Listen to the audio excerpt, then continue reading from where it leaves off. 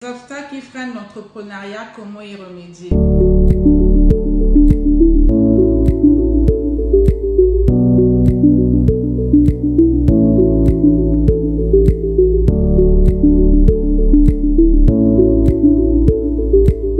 Les obstacles qui freinent l'entrepreneuriat, comment y remédier? Oui, c'est un sujet que je voulais partager avec vous. Vous savez que l'entrepreneuriat n'est pas toujours aisé. Ça demande d'avoir une certaine force de caractère, mais également aussi de croire en soi, de savoir effectivement avoir des idées, d'accord, des idées bien précises, d'être focus et de ne pas toujours, dans l'entrepreneuriat, je précise bien, de souvent éviter d'avoir un plan B. Parce que dans l'entrepreneuriat, quand on a un plan B, ça nous défocalise déjà de ce que nous voulons faire. Quand on a tout de suite un plan B, on n'est pas assis, on n'est pas déterminé, on n'est pas rassuré de l'idée entrepreneuriale qu'on a. Donc quand on a un plan B, des fois, dans l'entrepreneuriat, je dis bien, quand on a un plan B, ça peut être beaucoup plus un handicap qu'autre chose. Donc je vais vous partager ici quelques freins, d'accord, et on va parler aussi des solutions, comment y remédier. Et après, vous pourrez creuser vous-même pour savoir que dans l'entrepreneuriat, il ne suffit pas juste d'avoir l'idée, mais c'est d'aller au-delà de cette idée et d'être focus sur ce que l'on veut faire. Parce qu'une idée également non définie, déjà là je suis dans le premier obstacle qui freine, d'accord, c'est de ne pas avoir une idée bien définie. Imaginez-vous un peu que vous êtes rempli d'idées, d'accord? Vous êtes rempli d'idées, c'est une très bonne chose que vous soyez rempli d'idées. C'est quelque chose, mais avec ces idées, il faut savoir définir les priorités. Vous pouvez, avec les idées que vous avez, construire, bâtir plusieurs entreprises. Ce n'est pas mauvais, c'est très bien. Mais dans toute chose, il faut savoir mettre les priorités pour ne pas être, je veux dire, ballotté ci et là. Savoir mettre les priorités en fonction également du besoin qu'il y a, d'accord, de la demande qu'il y a par rapport à ce projet ou à cette idée que vous voulez transformer comme projet. Donc, une première chose, d'avoir une idée bien définie. Regardez un peu ce qui peut se passer quand on n'a pas une idée bien définie, quand on en a plusieurs, mais qu'on ne sait pas par où commencer, on ne sait pas comment faire. Imaginez-vous un peu un instant que vous levez le matin, d'accord? Vous vous dites, je vais aller quelque part, je vais chercher, aujourd'hui je vais aller chercher du boulot, je veux exercer, je veux travailler, je vais aller chercher du boulot, donc je vais aller me vendre. Et que vous arrivez, vous prenez un taxi, le taximan vous demande, c'est quoi votre destination? Vous lui dites, bon, je veux aller, vous commencez à citer, je vais aller à Siafumu, au centre-ville, à Luangili, à Kwiku, à Vindulu, à Monkamba, au Fond-Tchétché, à Mpaka, à Mbota et au quartier Culotte, à Fuchs. Ça fait plusieurs quartiers. Il dit, ok, d'accord, c'est un taximan, hein, lui s'est réveillé pour travailler. Donc du coup, il a un client qui va lui prendre plusieurs courses. Pour lui, c'est tout bénéf. Il dit, ok, d'accord, j'ai compris. Mais par où est-ce qu'on commence? Je ne sais pas. Vous voulez aller à plusieurs endroits. Mais vous ne connaissez pas en fait la priorité. Quel est l'endroit dans lequel vous allez aller en premier? C'est pareil aussi dans le business. Vous avez plusieurs idées, mais vous n'avez pas de priorité. Vous ne savez pas par où commencer. C'est tout comme prendre un taxi et lui dire de donner plusieurs destinations sans savoir par où est-ce que vous allez commencer. Donc, ça sera le désordre en fait. Qu'est-ce qui va se passer avec ce taximan? Soit il vous emmène partout comme vous avez dit, ok? Citons les quartiers, il vous emmène partout comme vous avez dit, mais lui, in fine, c'est quoi le résultat que vous lui payez ses courses? Ou encore, il va se dire, non, je ne le conduis pas celui-là parce que déjà, il ne sait pas où est-ce qu'il va et à la fin, je ne veux pas avoir des problèmes. Et c'est ce qui se passe. Nous avons plusieurs idées dans notre tête, mais nous ne savons pas comment est-ce qu'il faut les définir. Et ça, c'est déjà le premier obstacle qui peut vous freiner à passer à l'action. Des idées, vous en avez, vous ne les définissez pas, vous n'avez pas les priorités. Donc, ne sachant pas par où commencer ou par quoi commencer, vous stagnez et vous attendez. Vous ne savez pas quoi faire. Donc déjà, la première chose, d'accord, le premier frein que vous devez connaître, c'est l'idée non définie. Il faut déjà définir, d'accord, par où est-ce que je commence en faisant avant tout aussi une étude de marché. À savoir, est-ce que cette idée de business que vous avez répondra ou répond réellement à un besoin? Est-ce que la demande est assez forte pour que vous vous lancez dans ce business-là? Ça, c'est la première chose. La deuxième chose aussi qui est un obstacle qui vous freine, c'est le manque de temps. Ça, c'est encore quelque chose d'autre que vous devez corriger. Alors, le manque de temps est dû à quoi? Pour ceux qui ont un emploi, qui travaillent quelque part, mais qui également veulent aussi avoir des activités parallèlement par rapport à ce qu'ils font, d'accord, pour élargir leur champ d'action.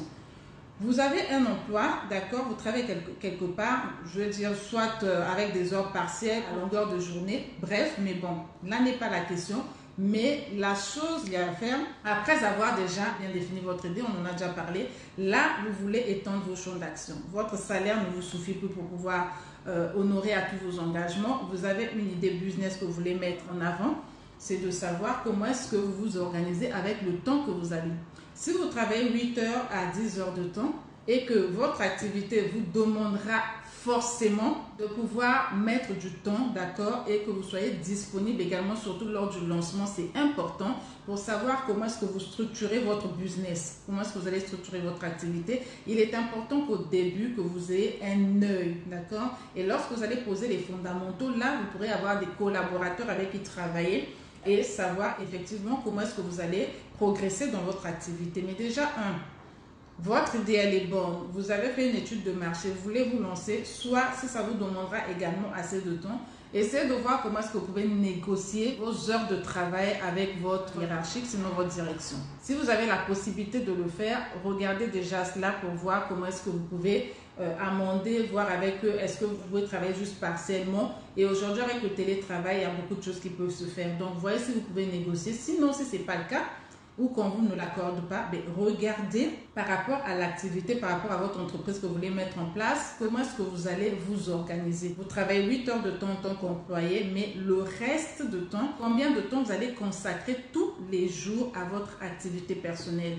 Est-ce 2 heures, est-ce 3 heures de temps? C'est à vous de le définir en fonction de l'activité entrepreneuriale que vous allez mettre en avant. Ça, c'est la deuxième chose. Également, sachez aussi que dans le manque de temps que vous avez, vous deviez définir un emploi du temps.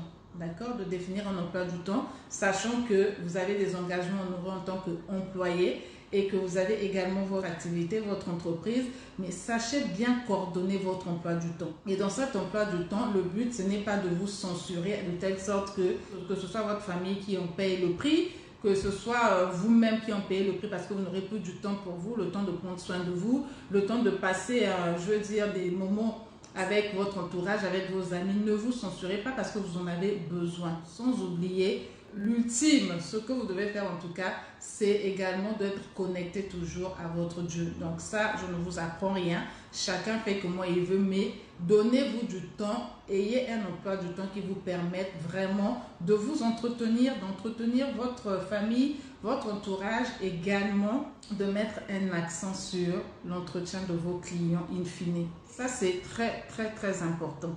La troisième chose qui vous freine généralement à entreprendre, c'est les problèmes financiers. Vous avez une bonne idée, vous avez pu mettre en place des priorités, vous avez su comment est-ce que manager votre entreprise, vous avez géré votre emploi du temps, vous savez comment est-ce que vous devez le faire, mais là se pose la question des finances. Et les finances interviennent quand vous avez déjà fait votre business plan. D'accord? Parce que l'idée n'est pas suffisante. Ok, c'est de mettre en place un business plan parce que si vous commencez dans l'informel, mais in fine avec les clients que vous avez pour être vraiment une entreprise qui va être considérée, vous devrez avoir des références et finalement vous formaliser aussi. Donc ça vous demande de mettre en place un business plan que vous allez réévaluer progressivement en fonction de comment est-ce que vous êtes en train d'avancer.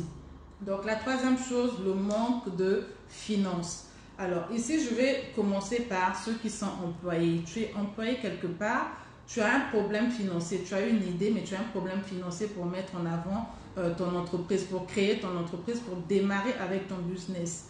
Je vais te proposer quelques stratégies que tu peux mettre en place qui vont t'aider à avoir le capital, d'accord, qu'il te faut pour commencer ton business. Que ça ne soit pas un frein pour toi, le manque d'argent. Non, que ça ne soit pas un frein. Donc, la première des choses, c'est de faire des tontines.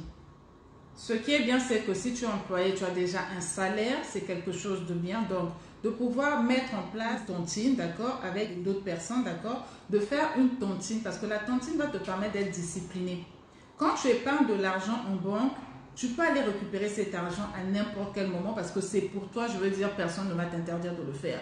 Pour ceux qui ont déjà institué une certaine discipline dans ce contexte-là, ça c'est super. Mais pour ceux qui sont encore en plein travail pour voir que quand j'épargne, c'est pour un objectif bien défini, mais ils savent qu'ils ne touchent pas quelle que soit la galère qu'ils peuvent endurer pendant un temps avant d'arriver à la fin du mois. Sinon, vous pouvez épargner. Alors, dans l'épargne, ici, je veux dire, généralement, quand on dit aux gens épargnez au moins 10% de votre salaire, c'est un peu compliqué pour certaines personnes. Mais je vais vous expliquer une stratégie qui, je pense, pourra vous aider à comprendre que c'est juste la discipline qu'il vous faudra mettre en place et que c'est facile pour tout le monde qui le veut vraiment de pouvoir épargner.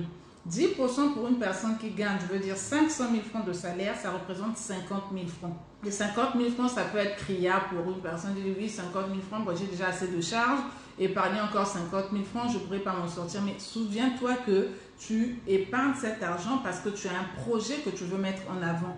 Si justement ton salaire te suffisait, tu n'allais pas mettre en place ce projet. Mais quand tu as à cœur de mettre en place un projet, d'ouvrir une activité, donc ça te demande de faire aussi des sacrifices.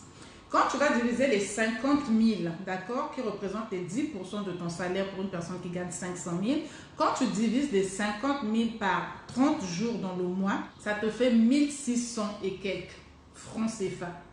Donc, imagine-toi, tous les jours, je suis sûre que tu déposes plus de 1600 francs. Entre ton transport, entre ton petit déjeuner, ton déjeuner quand tu vas au boulot, peut-être que tu passes toute la journée là, tu dépenses en moyenne plus de 2000, sinon 2000 francs. Mais imagine-toi que tu mettes en place des bonnes habitudes.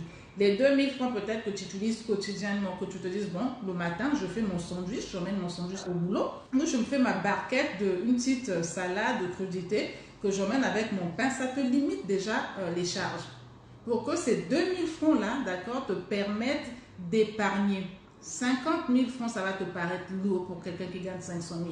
Mais tu divises par 30 jours, ça représente 1600 et quelques francs. D'accord? Donc, si tu fais ce calcul-là et que tu regardes un peu à toutes les petites dépenses quotidiennes que tu fais, qui généralement, des fois, ne sont pas importantes, tu comprendras que pour mon activité, si je mets une discipline en place, je pourrais le faire à échéance temps. Mais en te donnant toujours également des deadlines, d'accord? Ça, c'est la troisième chose. Donc, selon ce que vous gagnez, ça peut être ceux qui gagnent 200 000, 100 000 francs, ça sera le même principe. Vous épargnez soit 10%, d'accord? Ou encore, faites une tontine selon les moyens que vous avez et selon également le deadline que vous donnez pour la création de votre business, de votre entreprise. Sinon, vous divisez et puis vous voyez comment est-ce que vous allez mettre en place des bonnes habitudes, éviter les imprévus au quotidien. Vous n'avez pas pensé acheter une sandale, évitez de passer devant des dames qui vendent des sandales. Vous n'avez pas prévu pour un homme acheter une cravate, mais évitez de passer devant cette boutique-là qui va vous donner l'envie d'acheter la cravate. Serrez la corde pour un bon moment et ça vous aidera à débloquer ce frein qui vous empêche aujourd'hui de créer votre entreprise. L'autre chose également, vous avez pu mettre en place, d'accord, solutionner les 3 points dont nous venons de parler. Vous lancez votre activité, c'est très bien. Mais quand vous lancez votre activité, sachez également que tout doit partir déjà, de l'étude de marché que vous avez fait et 2, également, de quelque chose qui vous tient à cœur. Il faut que ça parte d'un désir, il faut que ça parte des fois même d'une colère. Pensez à brainstormer aussi, c'est important parce que généralement, j'ai l'habitude de le dire, on est beaucoup plus déterminé et persévérant quand on exerce dans quelque chose qu'on aime. Pourquoi? Parce qu'on a vraiment à cœur de solutionner, d'apporter une solution. On ne vient pas juste pour vendre, pour le plaisir de vendre, mais on vient pour apporter également une satisfaction à notre client. Et quand le client est satisfait et qu'il vous paye votre prestation, tout le monde est content. Autant vous êtes content de recevoir quelque chose, d'accord, de l'argent, autant le client est satisfait. Et vous avez une double satisfaction pour vous qui apportez la solution. La satisfaction d'avoir répondu aux besoins, d'avoir solutionné ce besoin, d'accord, et également la satisfaction d'avoir reçu de l'argent par rapport à ce que vous avez apporté comme solution. Ça peut être un produit, ça peut être un service, mais la satisfaction, vous serez doublement satisfait. Ok, donc pensez également aussi au 4e point de vous ressourcer, de vous former. Vous pouvez commencer avec des formations, je veux dire des formations aussi gratuites sur le net. Vous pouvez commencer par là, mais dans le gratuit, je veux dire, non seulement il n'y a pas tout, mais généralement, on néglige tout ce qu'il y a de gratuit. Quand il y a toujours un petit investissement qu'on fait pour acquérir quelque chose, on y prend beaucoup plus soin, d'accord, que quand c'est gratuit. Et ça, franchement, je ne vous apprends rien sur cela. Donc, en quatrième point, formez-vous, ressourcez-vous, faites-vous accompagner, idéalement pour savoir est-ce que de l'idée à laquelle vous partez, vous avez suivi tout le cheminement. Ce sont des obstacles qui aujourd'hui freinent beaucoup de personnes. Donc, avec ces solutions, j'espère pour vous que ça vous aidera à passer à l'action en les solutionnant une par une. Il y a également le manque de soutien et de réseau. D'accord? Qu'est-ce que j'entends par manque de soutien et de réseau? L'environnement que vous fréquentez. Quand vous avez une idée, d'accord, de business, et que vous savez que vous avez effectué toutes ces étapes-là, vous avez brainstormé, vous avez fait une étude de marché, vous savez qu'aujourd'hui, par rapport à votre idée de business, vous avez monté le projet, vous savez que vraiment, il y a une forte demande et que ça va solutionner pas mal de problèmes. Vous êtes sûr parce que vous avez suivi le processus. Vous en parlez à quelqu'un, d'accord, ou à votre entourage, et quand vous sentez qu'il y a des personnes qui ne vous motivent pas, que ce ne soit pas pour vous un frein. Croyez en vous. Vous savez, quand vous croyez en vous, c'est tout comme un commercial. Un commercial qui va aller vendre quelque chose et qui lui-même n'est pas à l'aise avec le prix de vente de son produit ou de son service, mais communiquera cela psychologiquement à son prospect. Le prospect saura le ressentir.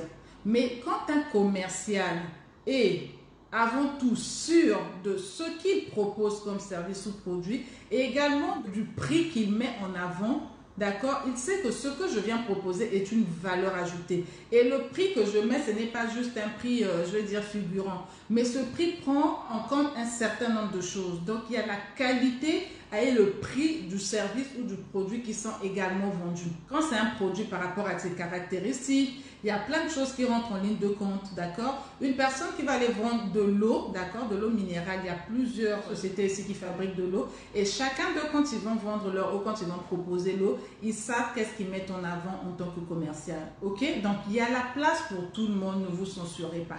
Et ne vous dites surtout pas qu'il y a déjà plusieurs personnes qui exercent dans cette activité. Et il y a une chose à savoir, plus il y a des personnes qui exercent une même activité, ça veut dire que plus il y a la demande. Parce que sinon, toutes ces sociétés qui aujourd'hui fabriquent par exemple de l'eau, n'allaient pas s'installer s'ils savaient que la demande n'était pas importante. Donc, soyez à l'aise avec votre produit, votre service, également votre prix. Et c'est pareil avec votre idée. Vous avez fait tout ce qu'il faut, vous savez le cheminement que vous avez eu à faire, vous êtes sûr que ça va répondre à un besoin, mais ne vous laissez pas empoisonner par des idées mauvaises de l'extérieur qui vont venir vous démotiver. Croyez en vous. Si vous savez que vous n'avez pas encore suivi le cheminement, ne parlez pas de votre idée, ne parlez pas de votre projet à une personne qui n'est pas un professionnel. Sinon, ça va vous démotiver et in fine, vous n'arriverez jamais à entreprendre. Ça restera, je veux dire, une idée enfouie dans votre tête et vous serez peut-être surpris de voir qu'il y a quelqu'un d'autre qui va utiliser cette idée pour créer une entreprise qui va finalement marcher. Donc, mettez un accent sur la croyance et sur la formation.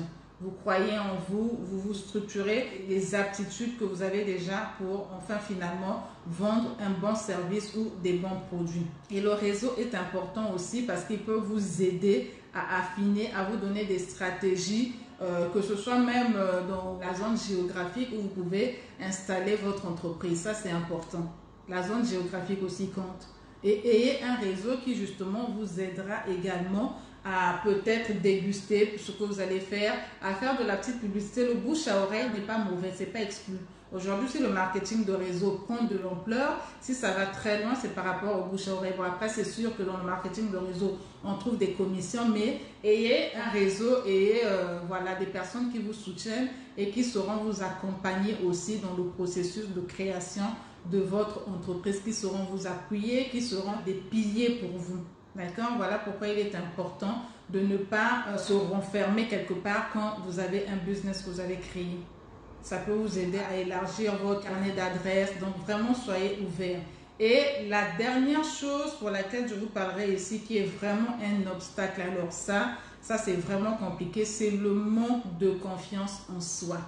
Quand vous manquez de confiance, il vous sera difficile de travailler sur votre argumentaire. Il vous sera difficile de vendre. Il vous sera difficile d'attirer vers vous des partenaires. Il vous sera difficile d'accrocher le client parce que pour toute entreprise, quel que soit ce que vous allez faire, vous pouvez avoir un personnel, vous pouvez avoir des collaborateurs, mais le premier vendeur, le premier commercial dans une entreprise, c'est le chef d'entreprise. Donc, si vous aspirez à créer une entreprise, sachez que ce sera vous le premier agent commercial de ce que vous vendez ou de ce que vous faites. Et si vous n'êtes pas convaincu de cela, ça sera difficile que vous passez le relais auprès de vos équipes, auprès de vos collaborateurs.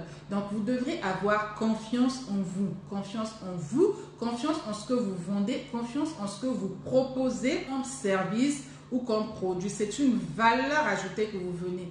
Il peut avoir, je le redis encore, une entreprise ou des entreprises qui entreprennent déjà dans le même couloir d'activité que vous, mais que ce ne soit pas pour vous un obstacle, que ce ne soit pas pour vous un frein. Donc, vous avez une idée, partez depuis le premier obstacle dont nous avons parlé, corrigez, travaillez, traitez, mais ne restez pas longtemps à réfléchir, est-ce que mon idée est bonne, est-ce que je dois faire, comment est-ce que je manque de confiance en moi. Aujourd'hui, il y a des formations pour pouvoir prendre confiance en vous. Il y a des formations pour pouvoir acquérir ce charisme d'entrepreneur. Et aussi, je veux dire, l'entrepreneuriat n'est pas chef d'entreprise qui veut l'être. Ça demande un certain charisme, ça demande une certaine rigueur, ça demande un certain management. Et quand vous n'avez pas tout ça, ne vous improvisez pas. Vous allez tomber sur des personnes avec qui vous allez collaborer, qui peut-être aura un bagage plus important que vous. C'est pas mal, c'est très bien d'ailleurs, mais en tant que chef d'entreprise, vous devez être capable de prendre des décisions quand il faudra prendre des décisions pour ne pas être influencé par vos collaborateurs ou encore par vos partenaires. Ça, c'est important. Donc, d'où la formation est importante aussi pour être un bon manager et également un leader. Ne pas juste donner des objectifs, ne pas juste assigner des objectifs, mais vous-même être capable de ramer avec votre équipe pour que vous avancez. N'oubliez pas que c'est votre entreprise, que c'est votre activité. C'est vous qui allez investir de l'énergie, c'est vous qui allez investir de l'argent. Vous allez également investir du temps pour pouvoir créer votre entreprise, mais ne pensez pas que toutes les personnes qui travailleront avec vous sans que vous-même vous soyez le leader, qui allez leur montrer le chemin, qu'ils pourront faire éclore votre entreprise. D'accord? Donc, sachez que dans la création de l'entreprise, voilà pourquoi le facteur temps est important. Que vous soyez employé, que vous ne partez de rien, que vous n'entreprenez pas, prenez toujours le temps de bien contrôler vos entreprises. C'est important. J'ai reçu quelqu'un ici qui me disait que lui, il a plusieurs entreprises. Il est employé, mais en même temps, il a plusieurs entreprises. Donc, en discutant avec lui, je voulais savoir comment est-ce qu'il fait pour s'organiser, d'accord? Et comment est-ce qu'il suit ses entreprises. Il dit non, qu'il travaille avec ses frères, mais qu'il ne suit pas. Pourquoi? Parce qu'il ne veut pas jouer au policier. Il les laisse faire, il ne veut pas jouer au policier, il les laisse faire. Et voilà, une fois l'année, j'essaie de faire un bilan pour voir. Je dis, mais est-ce que dans chacune de ces entreprises que vous avez un salaire? Il dit non. Voilà. Ça aussi, c'est encore quelque chose qui peut être un frein. Vous investissez dans quelque chose, vous entreprenez. Ok, les premiers temps peut-être que l'entreprise est en train de démarrer, vous n'allez pas vous faire un salaire parce que tout le monde fait des sacrifices pour aller quelque part, mais vous n'allez pas entreprendre dans une activité et ne jamais avoir un salaire, ne jamais vous faire un salaire parce que vous mettez quand même votre énergie, votre temps et vous avez investi de l'argent, il faut qu'il y ait retour sur investissement. Mais si tout ce que vous recevez ne vous permet que de payer les charges, qu'est-ce que vous faites de cette entreprise? Parce que le but, ce n'est pas de créer une entreprise, de créer de l'emploi pour honorer juste à ces charges. Vous avez, vous aussi également, créé cette entreprise, que vous soyez employé ou pas employé, mais vous l'avez créée pour vous, pour que ça soit une unité de production. Donc, vous devez avoir un retour sur investissement. Et quand vous vous rendez compte que année après année, vous n'avez pas de salaire dans votre entreprise, remettez-vous en question. Ça veut dire qu'il y a quelque chose qui ne va pas. Ça veut dire qu'il y a quelque chose qui ne va pas. Recommencez à analyser, à regarder, mettre en place de nouvelles stratégies qui vous permettront d'avoir un retour sur investissement. Est-ce la prospection qui ne marche pas? Est-ce la visibilité qui n'est pas bonne? Est-ce que vous entretenez que 2-3 clients qui vous espérez seront pour vous des clients prescripteurs, mais ça n'arrive pas? Donc, regardez où est-ce qu'il y a des handicaps qui font que, malgré durant tout le temps que vous entreprenez, que vous n'avancez pas concrètement. C'est important. engager également vos équipes pour qu'ils comprennent que eux aussi font partie de cette aventure entrepreneuriale. Parce que le fait que vous leur avez permis d'avoir un emploi, ça dit qu'ils ont des engagements à honorer en tant que collaborateurs, en tant qu'employés. Le but n'est pas de venir, voilà, je les ai employés, donc mon devoir à moi c'est de les payer chaque fin du mois, mais chacun a son devoir. Donc ça demande une certaine rigueur, ça demande un certain management et ça demande surtout une bonne collaboration avec ses équipes. Donc voilà un peu tous ces obstacles généralement qui freinent beaucoup d'entre vous à entreprendre. Prenez le temps de vous asseoir, d'analyser, de les débloquer, d'accord? Et ensuite, passer à l'action. Passez à l'action parce que c'est important pour vous de comprendre que vous ne pouvez pas continuer à rester dans une zone de confort, d'accord? Sachant que vous n'êtes pas à l'aise, sachant que vous ne vivez pas une vie épanouie, aisée avec ce que vous gagnez comme salaire. C'est ce qui fait que généralement, le vendredi, certains employés sont contents parce que oui, enfin, je vais rentrer dans le week-end. Et le dimanche, ils sont voilà, tout fatigués. On a l'impression qu'ils vont aller voilà, se faire vacciner. Voilà. Et ils sont un peu dégoûtés de repartir, travailler demain. Non. Ok, donc voilà ce que j'avais à vous partager par rapport aux obstacles que vous rencontrez certainement. Il y a plusieurs autres obstacles, mais j'ai retenu pour vous ces quelques obstacles qui peuvent déjà, je l'espère, vous aider à comprendre que vous pouvez les débloquer, y travailler, mais ne restez pas, je veux dire, dans un coin pour réfléchir encore longtemps. D'accord? L'idée, elle est là. Vous pensez que vous avez besoin qu'on vous aide, il y a des formations, il y a des accompagnements qui pourront vous aider à passer à l'action. Mais sachez que quand vous avez une idée, vous êtes inspiré par une idée d'entreprise, vous n'êtes pas la seule. L'inspiration, quand ça arrive, c'est un peu comme les averses de pluie. Le subconscient est un peu, voilà, ne sait plus quoi faire. Plusieurs destinations, plusieurs idées, je commence par quoi? Finalement, on ne fait rien parce qu'on ne sait pas par où commencer. Également le manque de temps, d'accord? Essayer de voir comment est-ce que je vais un peu limiter les histoires de matanga, aller dans les veillées, passer tout mon temps dans les veillées, mais je me consacre un peu à mon entreprise aussi pour voir comment est-ce que je le mets, comment est-ce que je démarre et je vais de l'avant. Les problèmes financiers, nous en avons parlé avec quelques stratégies. Vous pouvez encore en créer d'autres. Si vous en avez d'autres, vous pouvez les mettre dans les commentaires. Vous ressourcer, vous former, c'est très important. Au fur et à mesure que vous progressez dans votre activité, dans votre entreprise que vous avez mis en avant, prenez le temps de vous former. N'oubliez pas que le chef d'entreprise doit être le premier commercial de son entreprise. Parce que l'idée que vous avez eue, ça veut dire qu'en faisant votre business plan, vous savez exactement où est-ce que vous êtes et où est-ce que vous allez. Et cette vision, vous devez la partager avec votre équipe. Mais pour pouvoir la partager avec votre équipe, vous devez définir des missions en fait. Mais pour définir ces missions-là, ça vous demande de vous former, de vous asseoir, d'être à l'aise dans l'activité que vous entreprenez, pour que vous sachiez faire le relais, d'accord? Parce que vous avez un emploi aussi, pour que vous appreniez à déléguer, mais il faut déjà que vous formez vous-même, que vous formez votre équipe et par la suite, tout le monde pourra accomplir la mission et atteindre finalement la vision. Et enfin, d'avoir un réseau, d'accord, qui vous soutient, ok, et qui vous accompagne dans ce processus-là aussi. Finalement, le manque de confiance que vous devez travailler, corriger, il y a des formations aussi bien gratuites que payantes, il y a des séances de coaching qui peuvent vous aider parce que généralement la formation pour certains c'est une chose de plus qu'ils ont, une information supplémentaire qu'ils ont.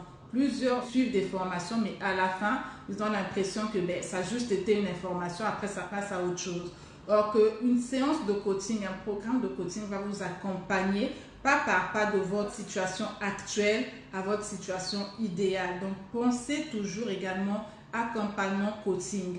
C'est un investissement qui, je vous assure, va vous aider à passer à l'action sans pour autant procrastiner. Nous tendons vers la fin de l'année, nous avons fini avec le premier semestre. Certainement que, comme tout le temps d'ailleurs, les gens ils attendent le 1er janvier ou le mois de janvier pour commencer à définir les objectifs. Cette année, je ferai ceci. Ça ne commence pas en janvier, bien au contraire. C'est pendant les vacances que vous devrez prendre le temps de vous asseoir pour vous projeter. Parce que les vacances, je veux dire, tout le monde est un peu en stand-by, on prend le temps pour soi, on se ressource, on se change les idées. Et quand on se change les idées, c'est une bonne période, c'est le bon moment pour pouvoir se projeter sur ce que l'on va faire après l'année prochaine. Mais ce n'est pas en janvier, c'est pas possible. C'est pas en janvier. Parce que remarquez jusqu'aujourd'hui que généralement, tout ce que vous prenez comme résolution en janvier n'arrive même pas en mars que tout cela est passé. Parce que ce n'est pas le bon moment. Vous sortez des dépenses. Vous allez avoir comment la tête fraîche pour réfléchir aux objectifs que vous mettrez en avant. Ce n'est pas évident. Donc, idéalement, c'est pendant les vacances, pendant votre temps de congé. Les enfants sont en vacances, c'est un peu agréable. Vous êtes là, vous êtes au soleil. Vous profitez du bon temps, mais profitez de ce temps-là pour méditer aussi, pour ressourcer les idées que vous avez pour commencer à écrire et voir comment est-ce que vous vous donnez des objectifs pour les jours à venir, les mois à venir, les années à venir. Également dans vos objectifs, projetez-vous comment est-ce que vous voyez dans 2 ans, comment est-ce que vous voyez dans 5 ans. Ça, c'est important. Ça va vous permettre d'avoir un canevas et comprendre que tous les jours, quand vous vous réveillez pour accomplir une mission. Et vous allez gérer votre temps à bon escient. Vous n'allez pas être cette personne qui va prendre un taxi et dire que je vais dans tous les quartiers sans savoir c'est quoi la priorité, quel est le premier quartier dans lequel je veux commencer. Mais vous serez vraiment cadré et défini, cohérent dans ce que vous allez faire. Avec un bon planning, avec un programme bien défini par jour, 3 objectifs par semaine, c'est déjà bien. OK? De voir comment est-ce que vous les définissez, c'est quoi les priorités, est-ce que vous avez pu les atteindre, est-ce que vous les avez atteints à 50%, ça vous permet de définir déjà les choses et de savoir avancer. Donc voilà ce que j'avais à vous partager dans ce live. Nous avons également préparé pour vous toute cette semaine, pour ceux qui ne sont pas encore abonnés sur mon compte YouTube, je vous mettrai le lien pour que vous vous abonnez parce que toute cette semaine, nous avons pour vous une série de vidéos qui va vous aider à entreprendre avec passion et réussir. Donc, toute la semaine, en tout cas, je vous inviterai à vous abonner et à partager aussi également, à mettre les commentaires. Ceux qui ont déjà commencé, ceux qui partent de rien, ceux qui, voilà, sont encore en train d'hésiter, je vais vous mettre le lien. Abonnez-vous à ma page YouTube et vous aurez toute la semaine. Nous avons même mis le PDF de chaque vidéo gratuitement que vous pourrez télécharger. Et si vous avez besoin d'en savoir plus, d'aller plus loin, n'hésitez pas. Nous nous ferons le plaisir vraiment de vous accompagner à ouvrir, à redémarrer, à redémarrer vos activités avec beaucoup de passion et surtout pour réussir. La passion, c'est bien, mais in fine, ce dont on veut, c'est la réussite, le succès. OK?